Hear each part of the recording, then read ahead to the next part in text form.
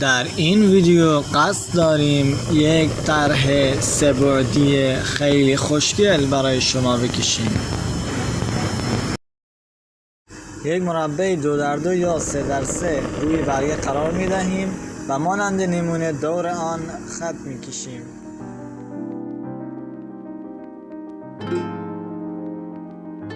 و بعد از آن با خطکش مانند نمونه به اندازه 8 سانت خط میکشیم و بعد از آن مانند تصویر که میبینید خط وسطی را کمی بلندتر از بقیه خطها میکشیم.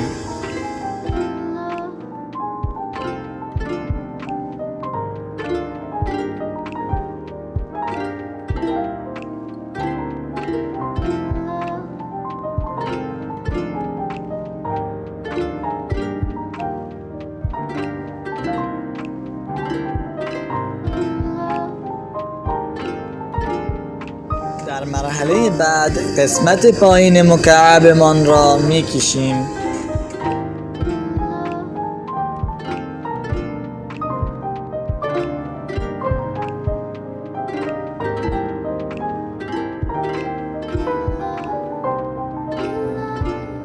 در مرحله بعد صفحه کار خود را مانند شکل خط کشی میکنیم.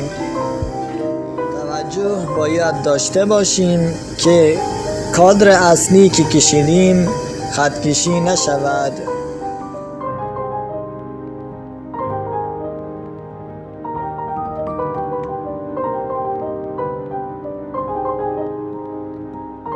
در مرحله بعد همراستای خطوط کادر اصلی بر روی طرحی که کشیدیم خطوط را ادامه می دهیم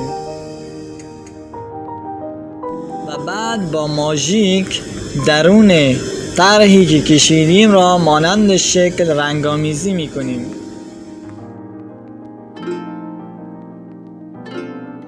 در قسمت بعد با مداد نصفه دیگر طرح را رنگامیزی می کنیم.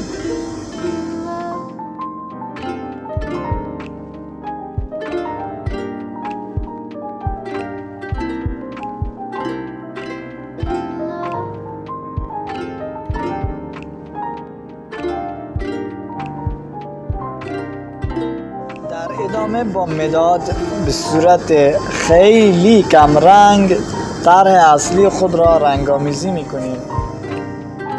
قسمت پایین طرحی که کشیدیم کمی پررنگتر میکنیم.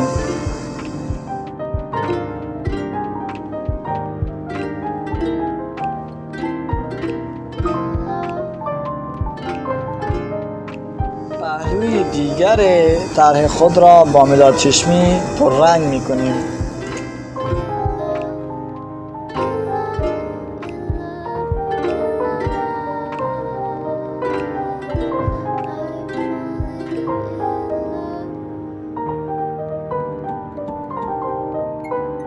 در قسمت بعد با گوش پاک کن مانند تصویر رنگامیزی میکنیم.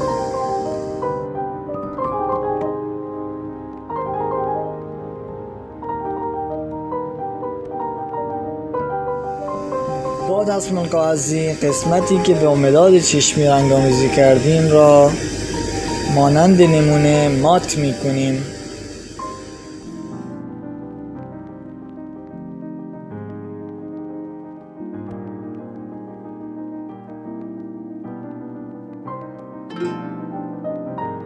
در قسمت بعد یک مداد سفید برمی‌داریم و بر روی قسمت هایی که مداد چشمی کشیده ایم میکشیم.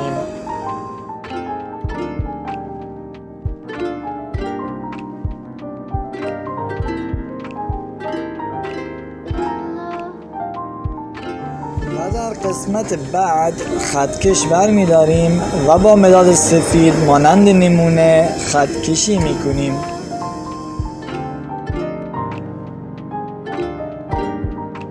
خطوط اصلی سیاه رنگی که اول کشیدیم را پررنگتر میکنیم.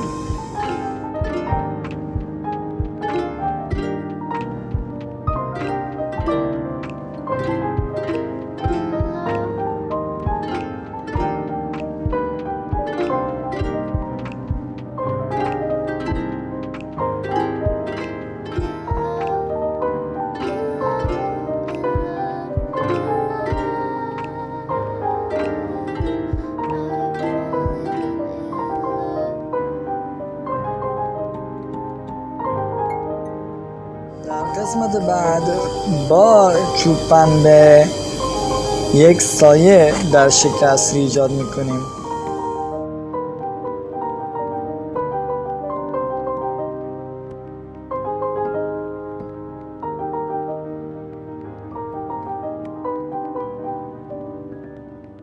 در قسمت بعد با پاک کن مانند نمونه پاک میکنیم.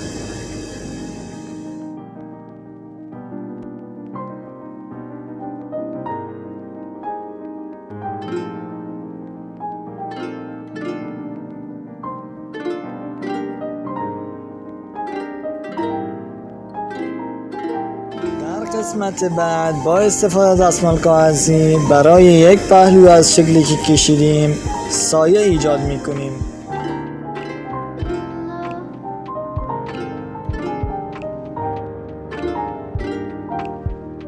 در مرحله بعد مانند نمونه خط کشی میکنیم.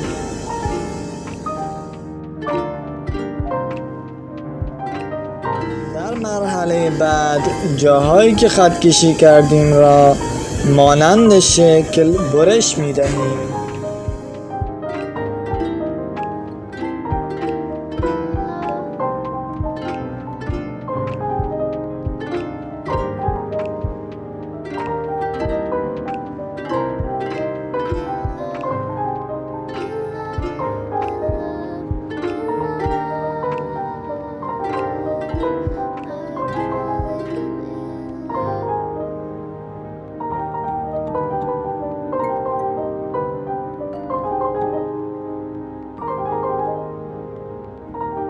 مرحله بعد مانند ویدیو یک نردبان براش میسازیم.